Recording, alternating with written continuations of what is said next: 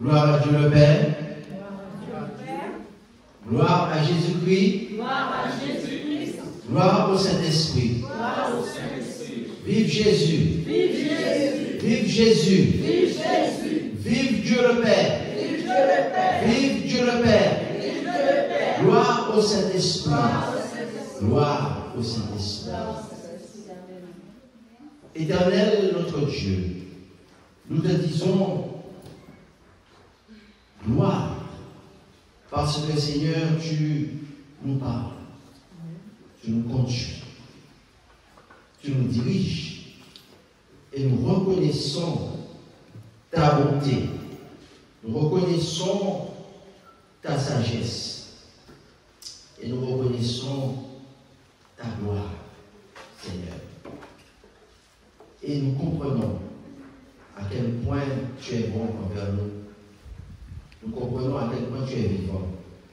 Nous voulons, Seigneur, que tu puisses nous parler et nous éclairer par ton Saint-Esprit, au nom de Jésus-Christ et pour sa gloire. Amen.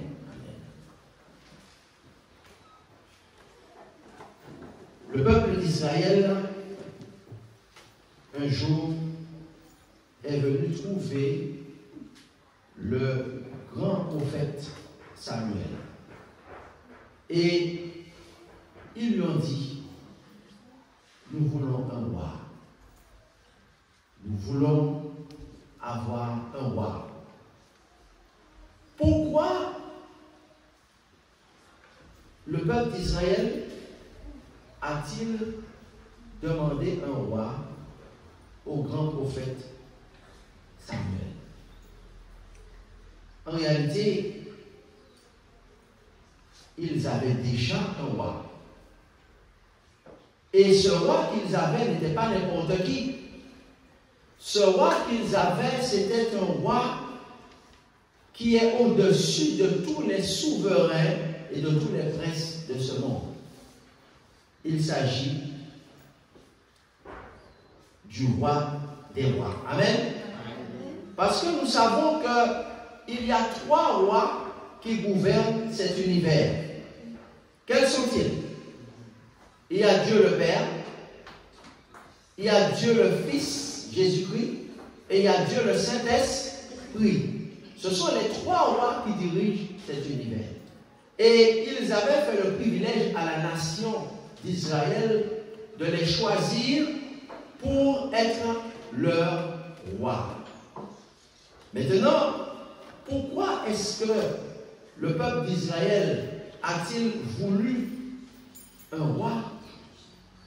Parce qu'il voulait faire comme les autres nations. Il voulait ressembler aux autres peuples qui les environnaient.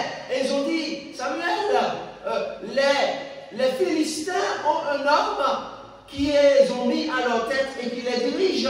Les Amoréens ont un roi qui les dirige. Les Égyptiens même ont le pharaon, ont des pharaons qui les dirigent. Mais Samuel, nous aussi, nous voulons avoir un roi.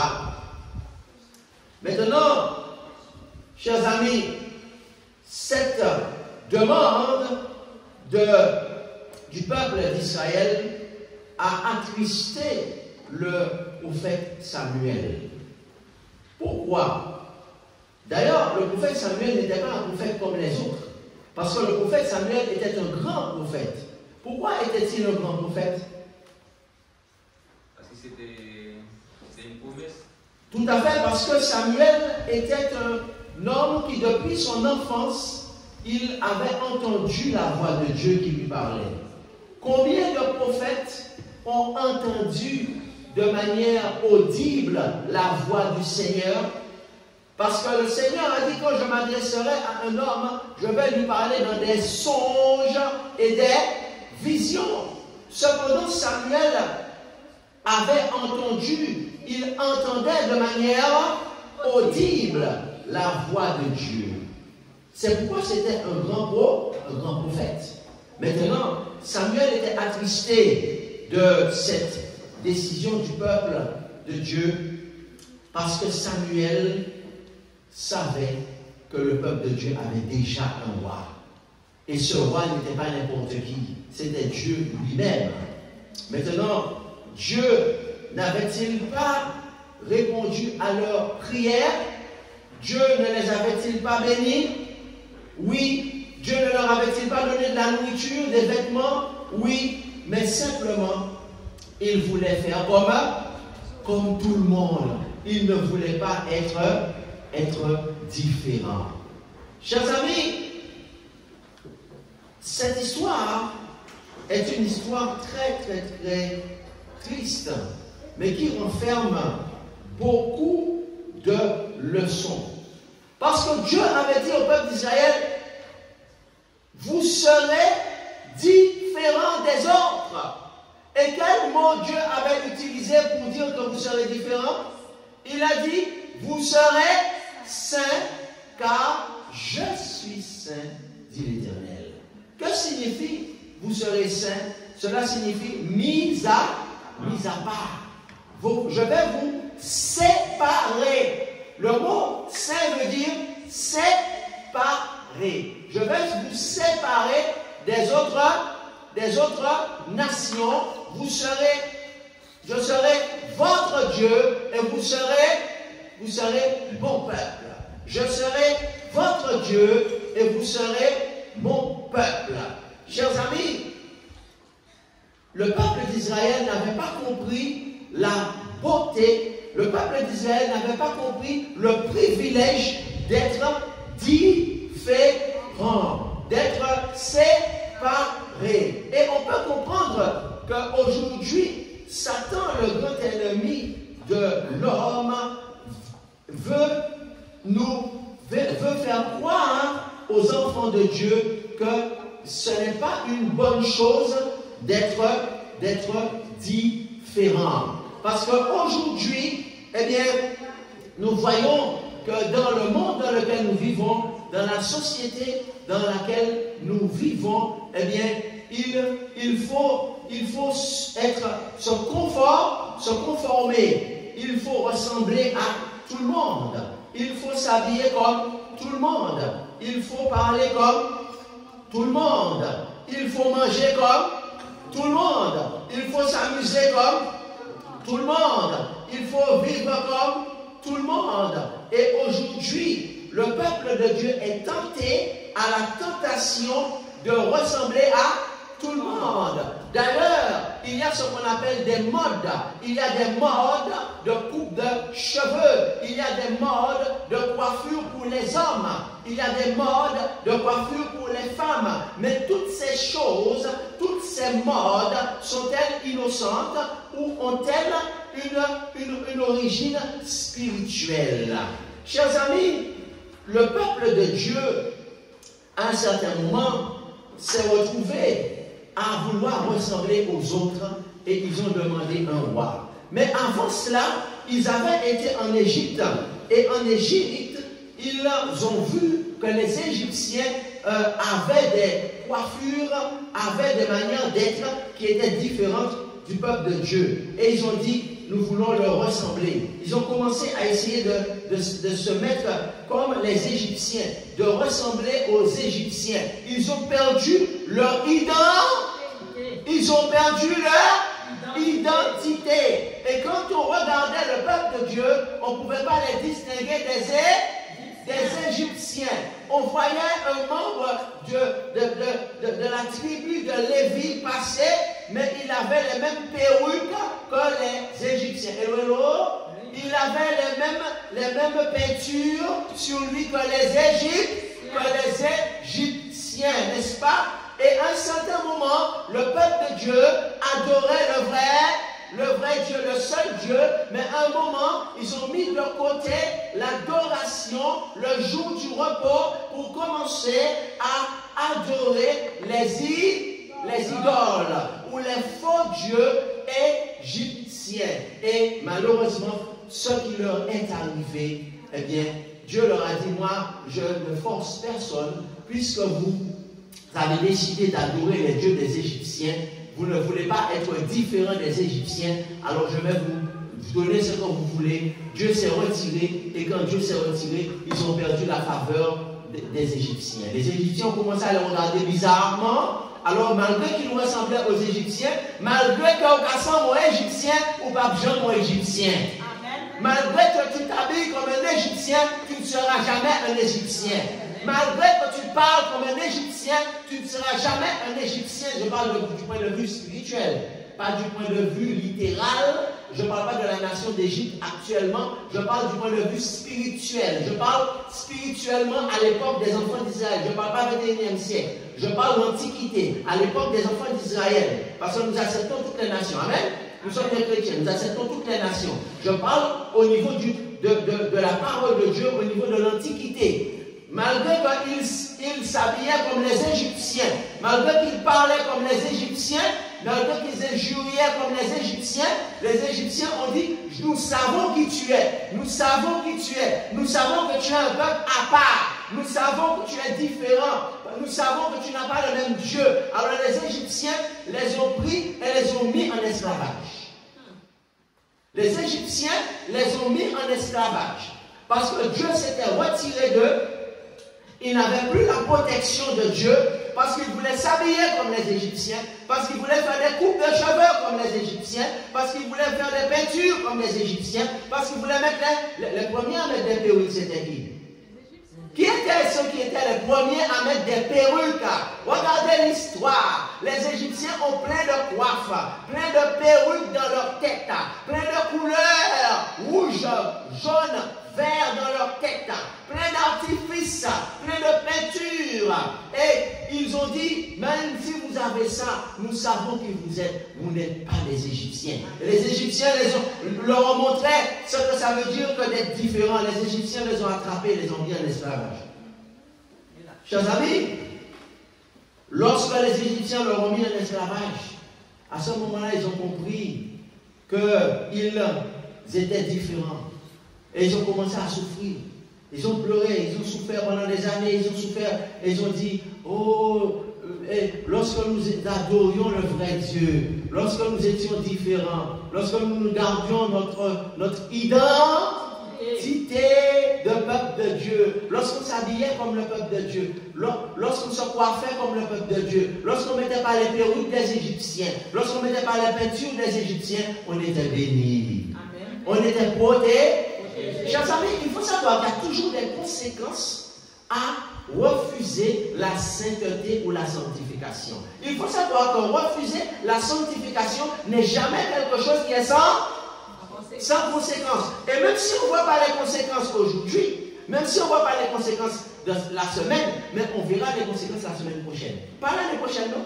La semaine prochaine. Rapidement, on voit les conséquences de s'éloigner de Dieu et de sa volonté. Dieu a dit, mon plan pour vous, le peuple de Dieu, c'est que vous soyez saints comme je suis saint. Mais vous voulez ressembler à tous les autres peuples. Vous voulez ressembler à toutes les nations. Vous voulez ressembler aux Égyptiens, vous êtes en Égypte, en captivité. Alors, ils ont pleuré, ils ont dit, Seigneur, nous regrettons ce que nous avons fait. Sauve-nous, sauve-nous. Nos filles sont prises pour être la maîtresse. Nos filles ne sont même pas la femme mariée. Ils ont une femme mariée et puis notre fille, c'est la maîtresse qu'on va voir quand on a du temps à perdre. Nos garçons sont pris pour être envoyés comme esclaves. Nous sommes maltraités. Nous mangeons mal. Nous prenons des coups de fouet. Sauve-nous, aide-nous.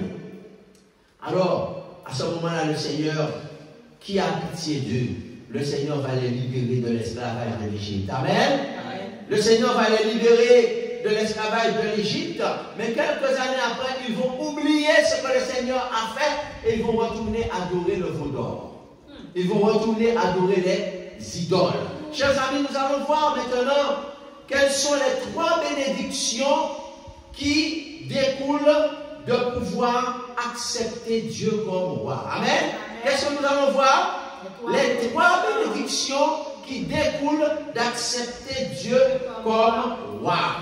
Chers amis, lorsque le peuple de Dieu s'est éloigné de Dieu et qu'ils ont dit, nous voulons ressembler à tout le monde, nous voulons ressembler aux Égyptiens, nous voulons faire comme les Égyptiens, nous voulons nous amuser comme les Égyptiens, nous voulons adorer comme les Égyptiens. Nous voulons adorer les idoles des Égyptiens. Alors à ce moment-là, Dieu s'est retiré. Dieu a respecté leurs vœux et les Égyptiens ont commencé à les maltraiter. Prenons nos Bibles de Psaume chapitre 10.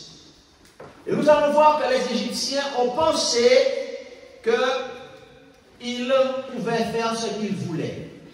Le peuple de Dieu dit: pourquoi, ô Éternel, te tiens-tu éloigné?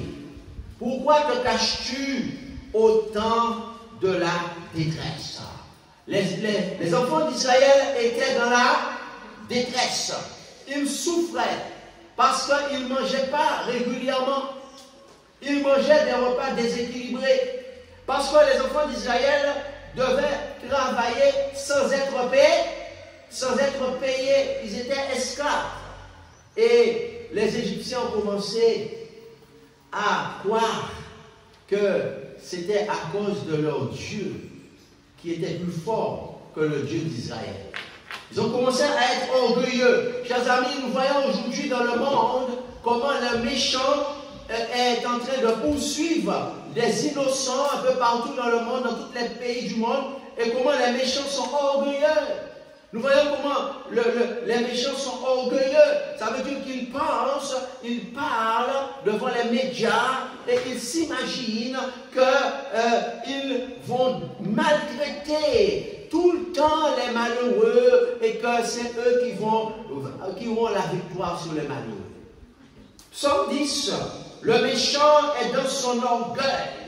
Qu'est-ce qu'il fait? Il poursuit les malheureux. Et quand Dieu a entendu la prière des enfants d'Israël, Dieu a envoyé son serviteur, Moïse. Et Moïse a demandé de l'aide. Dieu a envoyé son frère Aaron. Moïse et Aaron les ont conduits pour les amener dans un nouveau pays. Et aujourd'hui, Dieu a choisi des Moïse et des Aaron pour conduire son peuple vers la Sainte Cité. Alors Pharaon a pris toute son armée et ils ont poursuivi les malheureux. Et on dit au verset 2, ils sont victimes des trames qu'il a conçues. Ils ont fabriqué des projets. Pharaon a réuni son conseil. Pharaon a réuni son comité. Et il a dit, voilà les pièges, voilà ce que nous allons faire. Nous allons leur tendre une embuscade. Nous allons courir après eux. Et au verset 3, qu'est-ce qui se passe? Le méchant se glorifie de sa convoitise. Et le ravisseur outrage et méprise l'Éternel. Et les prêtres de Pharaon et Pharaon dit, mais regardez la supériorité de nos dieux. Regardez depuis combien d'années nous dominons sur eux. Nous avons des dieux supérieurs. Ça veut dire qu'ils ont commencé à outrager. Outrager qui? Le Dieu des Israélites. Mais c'est la faute de qui s'ils outrageaient le Dieu des Israélites? C'était la faute du peuple de Dieu.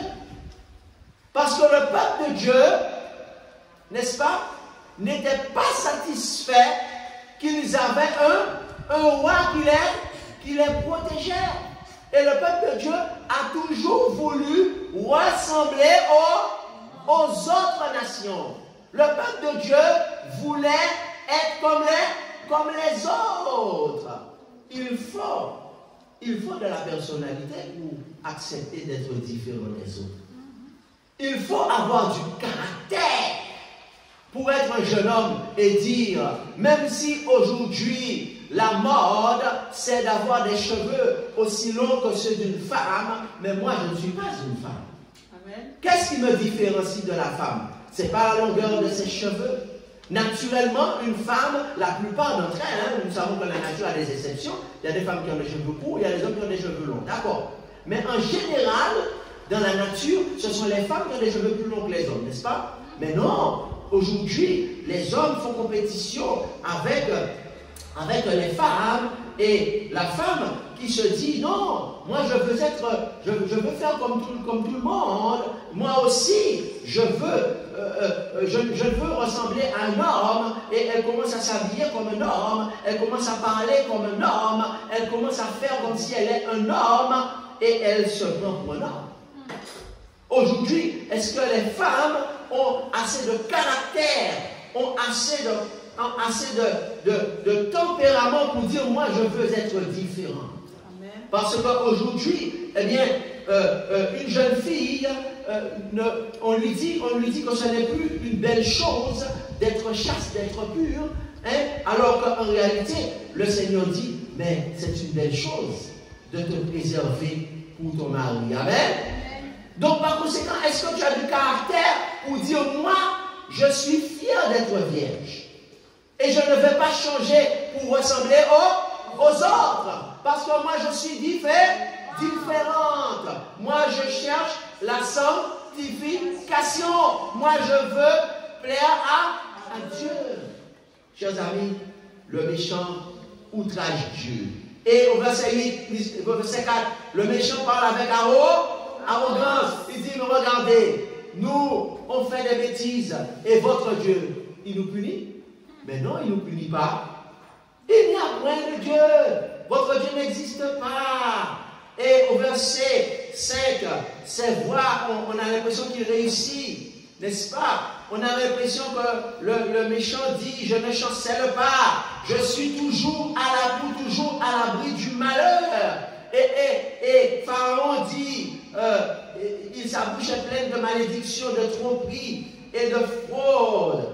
Le méchant tient en embuscade près des villages. Aujourd'hui, les chrétiens, dans certaines régions du monde, subissent des persécutions. Des méchants font des embuscades avec des armes pour pouvoir persécuter les chrétiens. Au verset 8, il fait quoi? Il assassine l'innocent dans les lieux écartés. Parfois, il n'assassine pas l'innocent avec un fusil. Parfois, il assassine l'innocent avec sa langue. Parfois, il assassine l'innocent avec sa langue.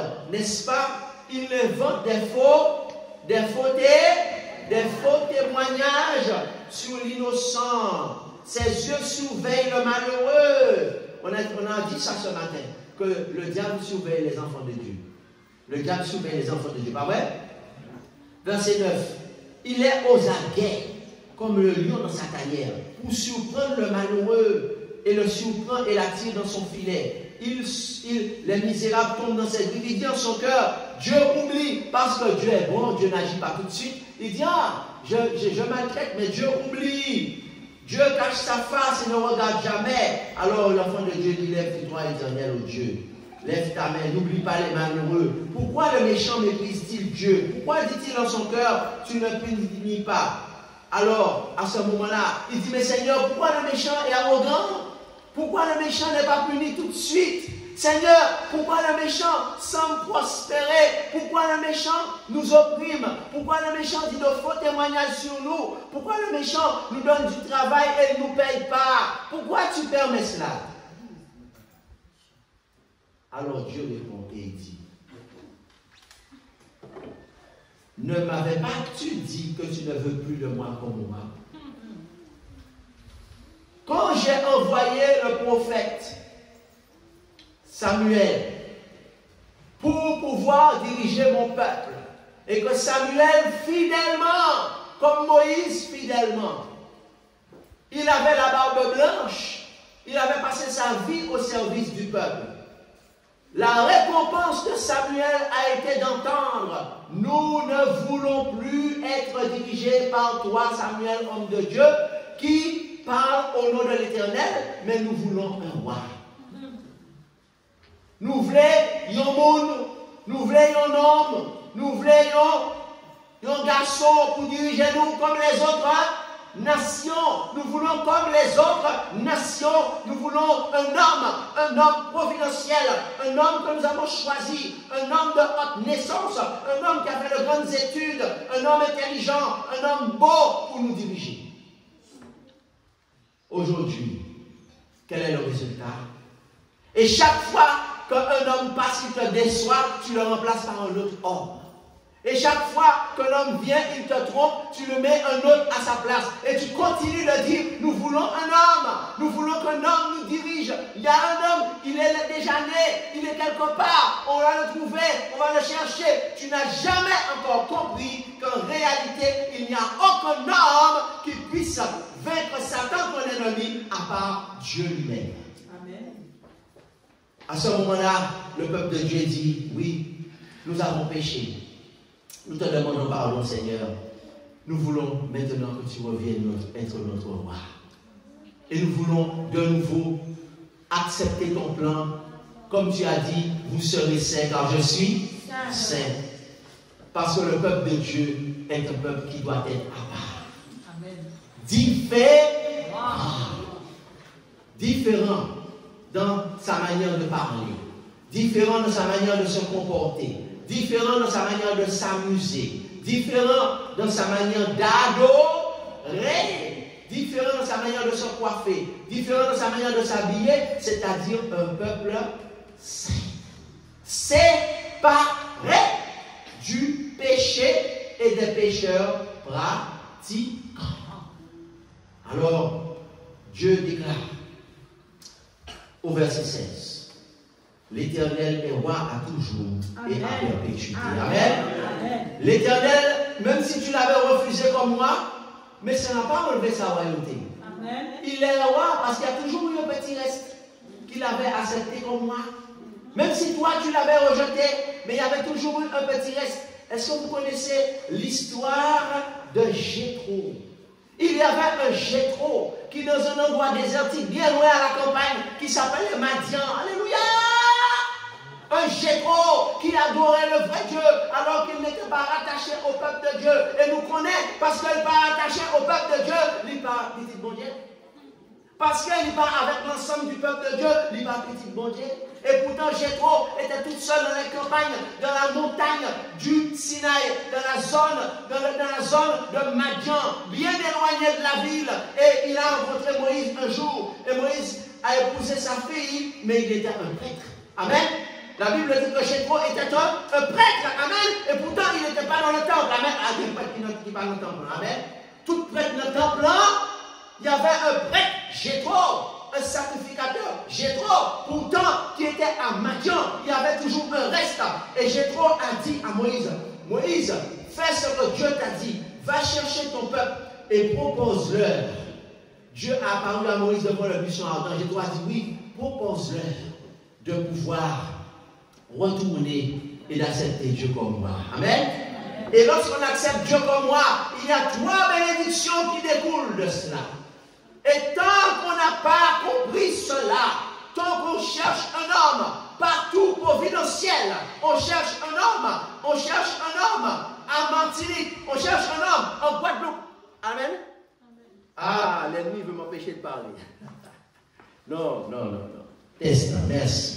On cherche un homme à Port-au-Prince, on cherche un homme à Cayenne, on cherche un homme à Cotonou, on cherche un homme à Yaoundé, on cherche un homme à Lagos, on cherche un homme à Pointe-Noire. Mes chers amis, on ne trouvera aucun homme parce que le seul capable de nous conduire de manière sûre, il s'appelle Jésus-Christ de Nazareth. Et si on accepte comme moi, alors il y a 3 bénédictions. 3 bénédictions qui vont découler. Psaume chapitre 10 et le verset 16, l'Éternel est roi à toujours et à perpétuité. Amen. Ça veut dire que l'Éternel, le roi, quelle est sa fonction? Sa fonction, c'est de protéger son peuple. Aucun homme ne peut te protéger. Dis à ton voisin, aucun homme ne peut te protéger. Si tu crois qu'un homme peut te protéger, alors que l'homme, il est sur la direction, brusquement une maladie tombe sur lui, il meurt. Brusquement, n'est-ce pas? Brusquement, il meurt. Et à ce moment-là, qui va te protéger? Mais il dit que l'Éternel, il est à perpétuité, il est immortel. Donc c'est un roi qui sera toujours là pour toi. Amen. Dis à ton voisin, l'Éternel est un roi qui sera toujours là pour toi. L'Éternel n'est pas jamais malade. L'Éternel n'est pas jamais fatigué. L'Éternel n'est pas jamais couché à l'hôpital. L'Éternel n'est pas jamais grand monde. L'Éternel, il est vivant. Chers amis, quelles sont les 3 trois bénédictions. Quand tu acceptes Dieu comme ton roi. Première bénédiction, toutes les nations qui viennent s'opposer à toi, l'Éternel va les exterminer. Amen. Il est écrit, les nations sont exterminées de son pays. Amen. Ils ont fait pile sous pile. Camper ensemble contre eux-mêmes, ils n'ont pas mourir jusqu'au dernier s'ils n'ont pas repenti. S'ils ne se repentent pas, eh bien l'Éternel va les exterminer. Vous voulez que je vous en donne la preuve? Les Égyptiens, la nation la plus puissante de l'époque, ils ont fait une armée. L'armée a couru derrière un peuple qui n'avait pas d'armes, qui n'était pas armé, qui ne savait pas se battre. Et quand ils sont arrivés, Moïse a levé son bâton sous l'ordre de l'Éternel. Dieu a fendu la mer rouge, le peuple est passé. Et lorsque Pharaon et son armée, Pharaon a dit, ah, vous faites de la magie, moi je suis plus fort que vous. Pharaon est rentré dans la mer rouge, et Moïse a baissé son bâton, et la mer rouge s'est refermée sur Pharaon et son armée. Tous les Égyptiens de l'armée de Pharaon sont morts. Pharaon, y compris, chers amis, l'Éternel va exterminer tes ennemis, mais si tu l'as choisi comme roi. Première bénédiction lorsqu'on choisit l'Éternel comme son roi. Deuxième bénédiction, peuple de Dieu, écoute bien, pas des notes. Deuxième bénédiction, l'Éternel va entendre les vœux de ceux qui souffrent. Amen. Somme 10, verset 17. Tu entends les vœux de ceux qui souffrent. Amen. Lorsque tu vas faire un vœu, tu vas dire à l'Éternel, je veux être saint. Je veux avoir un corps saint. Je veux être pur. Je veux être un enfant de Dieu. Eh bien, l'Éternel va entendre ton vœu. L'Éternel va t'aider à être saint. L'Éternel va t'aider à être un enfant de Dieu. L'Éternel, tu fais un vœu. Tu dis, l'Éternel, je veux travailler pour toi. Il va répondre à ton vœu. Amen. L'Éternel va répondre à tes vœux. Troisième bénédiction, il dit que l'Éternel va affermir ton cœur. Parce que l'Éternel t'aide l'oreille. Amen. Qu'est-ce que ça veut dire que l'Éternel va affermir ton cœur? Ça veut dire lorsque tu vas dire l'Éternel, j'ai un problème avec tel péché. Parce que nous avons tous des faiblesses. Vrai ou faux? N'est-ce pas? Eh bien, chers amis, Moïse avait une faiblesse. Moïse manquait de foi. L'Éternel lui a augmenté sa foi. Amen. A augmenté sa foi. Moïse manquait de foi. L'Éternel a augmenté sa foi. N'est-ce pas? Chers amis, lorsque tu vas dire à l'Éternel, voici ma faiblesse, je la mets entre tes mains. J'ai compris, tu m'as montré ta faiblesse, ma faiblesse. Eh bien, David avait une faiblesse. David était attiré par les belles femmes. Et David aimait Dieu. Ce n'est pas parce qu'il n'aimait pas Dieu, mais chaque homme a une faiblesse. Et David a mis cette faiblesse entre les mains de Dieu. Il a prié pour ça.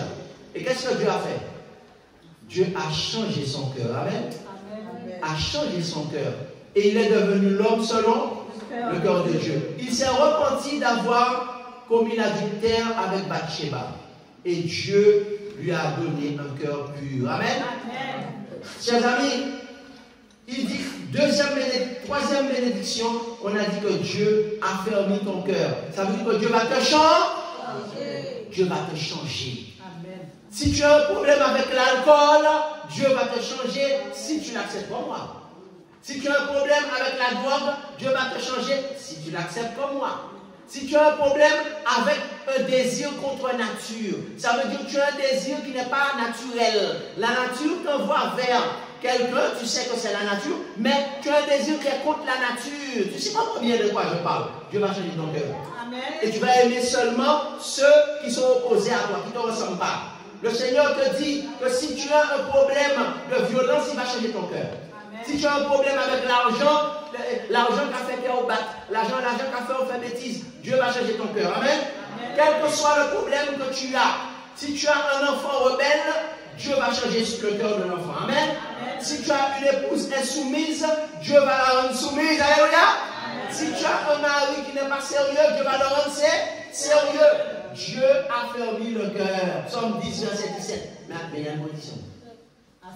Si tu l'acceptes comme ton roi. Amen. Et ainsi, chers amis, naturellement, au verset 18, Dieu va rendre justice à l'orphelin, à l'opprimé.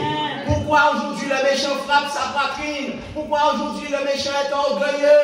Pourquoi aujourd'hui le méchant dit il n'y a pas de Dieu? C'est parce qu'on a refusé que Dieu soit notre roi. Et c'est parce qu'on a refusé de rentrer dans le plan de Dieu qui a dit vous serez saints quand je suis saint. Vous serez différents. Mais si on accepte cela, alors Dieu va rendre justice à l'orphelin et l'homme tiré de la terre ne va plus faire peur aux autres hommes. Amen. Il y a quelqu'un ce matin qui voudrait dire Seigneur, je veux que tu sois mon roi. Je veux que tu sois mon roi. Amen. Seigneur, je veux, Seigneur, rentrer dans ton plan et être ton enfant. C'est-à-dire être un saint. Comment on appelle l'enfant de Dieu? L'enfant de Dieu? Je veux être un saint. Je veux être un sanctifié. Ça veut dire que je veux être différent. J'ai pas honte quand je marche dans la cour du collège parce que je n'ai pas la même coiffure qu'eux. J'ai pas honte quand je marche dans la cour de l'école parce que mon pantalon n'est pas en dessous de mes fesses et on ne voit pas tout mon caleçon. Non, mon pantalon il est bien droit sur moi. Personne ne connaît la couleur de mon caleçon. Même s'il y en a qui disent, oh, toi tu n'es pas à la mode. Pourquoi on ne voit pas ton caleçon? Parce que je ne suis pas à vendre. Alléluia.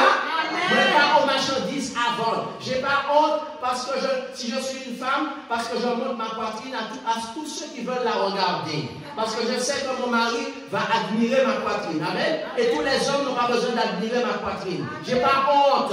J'ai pas honte. On va m'appeler ma soeur. On va m'appeler ma soeur. On va m'appeler Hélène White. C'est pas grave parce que je suis différent. Amen. J'ai pas honte d'être différent.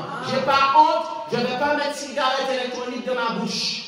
Je ne vais pas mettre cigarette dans ma bouche. Parce que tous les copains mettent cigarette. Alors moi aussi, il y en a qui veulent acheter cigarette parce que tous les copains font ça. Quand j'ai 16 ans, quand j'ai 17 ans, c'est difficile. Je vois tous les copains ont une cigarette électronique. Je vois toutes les copines ont une cigarette. Alors je me sens bizarre. Moi aussi j'ai envie de faire comme eux. Non, je ne fais pas comme eux parce que moi je suis différent. Amen. Et ils savent que je suis différent. Et même si je prends cigarette électronique, ils vont continuer à me mépriser parce qu'ils savent qui je suis. Amen. Donc, ils me méprisent, tant pis pour eux, mais le peuple de Dieu va m'apprécier. Mais Dieu va m'apprécier. Alléluia. Alléluia. Alléluia. Alléluia. Si c'est ton désir, dis aujourd'hui, je suis fier d'être différent. Je suis fier d'être différent. Parce que je suis beau. Parce que je suis beau. Parce que je suis belle. Parce que je suis belle. Je ne fume pas. Je ne fume pas. Et mon haleine est bonne. Je suis content. Je suis content. J'ai une belle couleur. J'ai une belle couleur. Je ne veux pas changer de couleur. Je ne veux pas changer de couleur. Je n'ai pas honte de ma couleur. Je n'ai pas honte de ma couleur. Je suis noir. Je suis noir. Je suis beau. Je suis beau. Parce que je suis créé à l'image de Dieu. Et si je suis blanc, je suis beau aussi. Parce que je suis créé à l'image de Dieu. Alléluia. Amen. Si c'est ton désir, dis-le au Seigneur, je veux que tu sois mon roi. Et le Seigneur va répondre à toutes tes prières. Au nom de Jésus. Amen. C'est pourquoi je vais chanter ce chant. Je connais un guide. Il est comment? Infaillible. Qui constamment veille sur moi. N'est-ce pas? Et sur mes pas. N'est-ce pas? Il me conduit. Il me conduit. Nous allons chanter ce chant. Je connais un guide infaillible. Nous allons nous mettre debout le 291.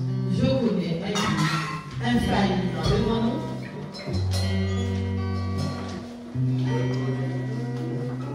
Je connais un guide infaillible qui constamment veille sur moi. Sur ce pas je poursuis mes livres, car sainte course de la foi conduit ma voix céleste libre. Je me dis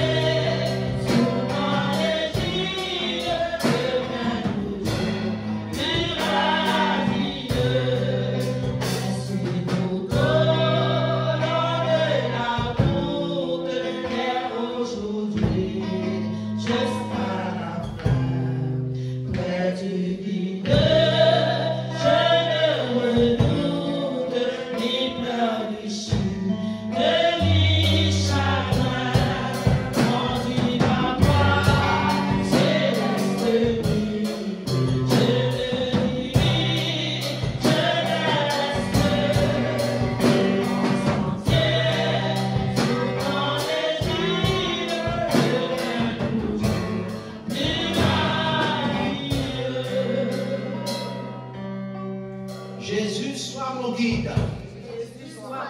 Saint-Esprit soit mon guide. Saint-Esprit soit mon guide. Dieu le Père soit mon guide. Dieu le Père soit mon guide. Parce que tu m'as protégé. Tu Parce m'as que tu m'as montré que tu es fidèle. Tu m'as montré que tu me protèges. Tu m'as montré que tu prends soin de moi. Tu m'as montré que Jésus est mort à la croix pour moi. Tu m'as montré que le Saint-Esprit m'a conduit jusqu'à présent. Tu m'as montré que tu m'amènes dans la vie éternelle. Tu m'as montré que tu me conduis dans les sentiers de la justice. Amen, amen. À cause de ton nom. Quand je marche dans la vallée de l'ombre de la mort, je ne crains aucun mal. Quand tu es avec moi, ta houlette et ton bâton me rassurent. Tu as dressé devant moi une table en face de mes adversaires.